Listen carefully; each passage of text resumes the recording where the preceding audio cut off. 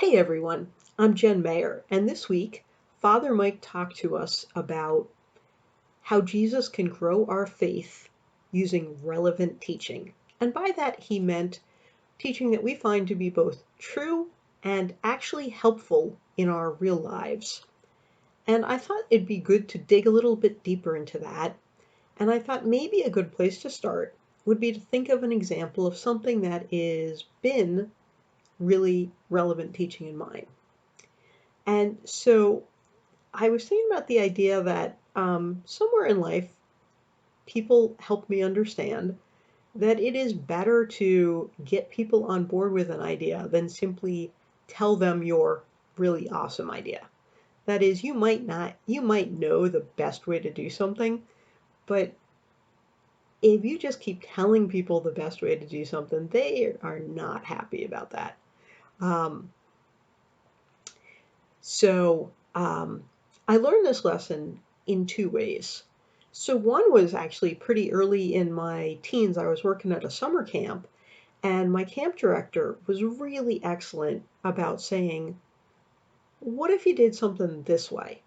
And so if you had essentially walked in and said you were going to go do something another way, she wouldn't go, "Wow, that's a terrible idea. Don't do it that way." And she wouldn't even say, "You have to do it my way." She'd just ask, what would happen if you did it this way? Um, and that was sort of the beginning of like my understanding that that's a really good way of helping people get on board with something.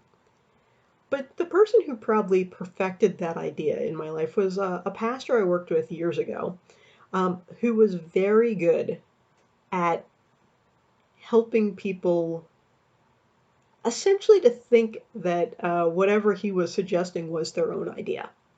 Um, you may know people like that.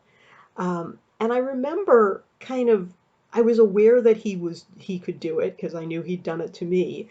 And so I remember we were getting ready for one of the Holy Week liturgies, probably Good Friday, and we were having a conversation, I, and our teenage sacristan, about how the service was going to play out. And I think we got to the point where we needed the servers to hold candles for the veneration of the cross, which is pretty long. And the sacristan had an idea that we should use like the big heavy candles there, and the pastor kind of instinctively knew that that was a bad idea.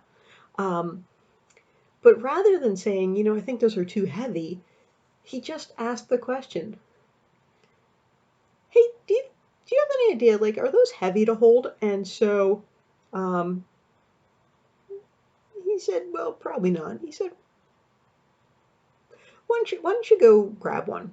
And so the sacristan leaves the room we're in, and I remember just looking at the pastor and going, "You're going to make this his idea, aren't you?" And he just winked at me and went, "Shh." And so the kid came back, and he said, "We got some other candles." And the pastor went, "Oh, like, which ones are you thinking about?"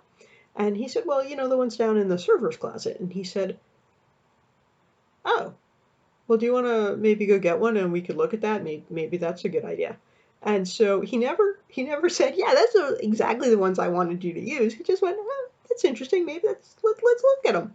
So the sacristan brings it back, and I just start smiling because I know that he's already won this little encounter. And the kid comes back in and goes, "These are both lighter, but you can put them on the ground, so they wouldn't actually have to like hold them for the whole 15 or 20 minutes." And the pastor went, "Oh, okay. So you want to use those?" And he said, "Yeah." So anyway, that's just a minor example of watching kind of a master at work and learning from him uh, how to not be oppressive in helping people discover maybe a good idea. Um, so if that's an example of practical teaching, it's not a rocket science kind of idea. How does that help? How's that an example of how that might help us grow faith? Um, and what I want to propose is that The more I watched that pastor interact with people, the more interested I became in how he did it because he never seemed to have an oppressive hand.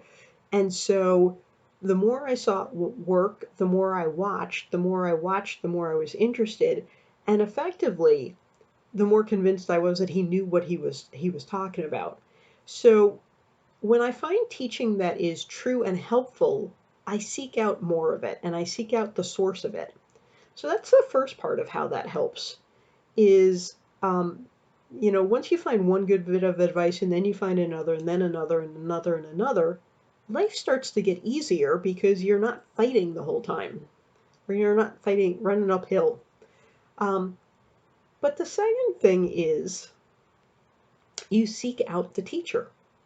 So hey, this he knew what he was talking about in this aspect of life, and so maybe he could be helpful in another. Or, I'd like to stay in contact with him, and so, that was a pastor that after he left, we would get together every now so often, have dinner somewhere, have chat about life, and I think that's also true of Jesus. That um, when we find that that good advice is coming from Jesus, from the Bible, from the stories, from the lessons, um, we return again and again, both seeking out more wisdom, but seeking out the teacher. And if we're talking about how that grows our faith, um, let's just look at faith as this moment where I put my trust in God. I trust God. I trust God to have my best interest in heart. I trust God to know what the good life is. I trust God to know how to get out of tough situations. And so that's effectively what relying on this practical teaching is doing is it's teaching me to trust the teacher. So question for you, what's been your experience? Has finding out that Jesus's teachings are true and helpful helped you to seek him out and to trust him more?